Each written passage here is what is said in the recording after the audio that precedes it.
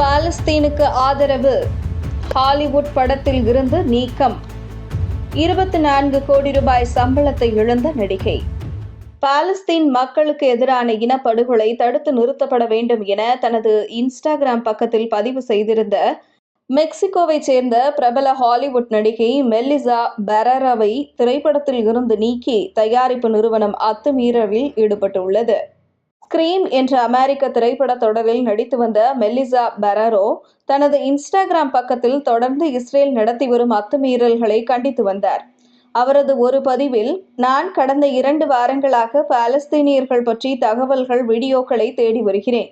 ஏனென்றால் மேற்கத்திய ஊடகங்கள் இஸ்ரேல் தரப்பு பாதிப்புகளை மட்டுமே வெளியிட்டு வருகின்றனர்.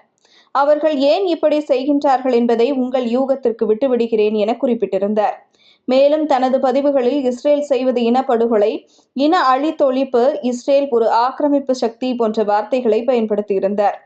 இது அமெரிக்காவில் உள்ள இஸ்ரேல் ஆதரவு திரைத்துறையினரை ஆத்திரத்தில் ஆழ்த்தியது. அவர்கள் ஹாலிவுட்டில் பெருமளவு ஆதிக்கம் செலுத்துகின்றனர். இந்த நிலையில் அவரது கருத்துக்கள் யூத மதத்திற்கு எதிரானவை என்றும், இனப்படுகொலை காசாவில் நடைபெறவில்லை என்றும், அவர் இனப்படுகொலைக்கு தவறாக அர்த்தம் கண்டுள்ளார் என கூறி அவரை ஸ்கிரீம் 7 தொடரில் இருந்து நீக்குவதாக தயாரிப்பு நிறுவனமான ஸ்பை கிளாஸ் அறிவித்துள்ளது. இது கடும் சர்ச்சைகளை ஏற்படுத்தியுள்ளது. நடிகை மெல்லிசா பெரேராவுக்கு பலரும் ஆதரவு தெரிவித்து வருகின்றனர். இளம் நடிகை மெல்லிசா ஆண்டுக்கு 24 கோடி ரூபாய் வருவாய் ஈட்டி வருவதாக பிங்க் வில்லா இணையதளம் குறிப்பிட்டுள்ளது. குறிப்பாக ஸ்கிரீம் தொடரின் முந்தைய பாகங்களில் அவர் நடித்து வந்தார். தற்போது 7ஆம் பாகத்தில் நடித்து வந்த நிலையில் நீக்கப்பட்டு உள்ளார்.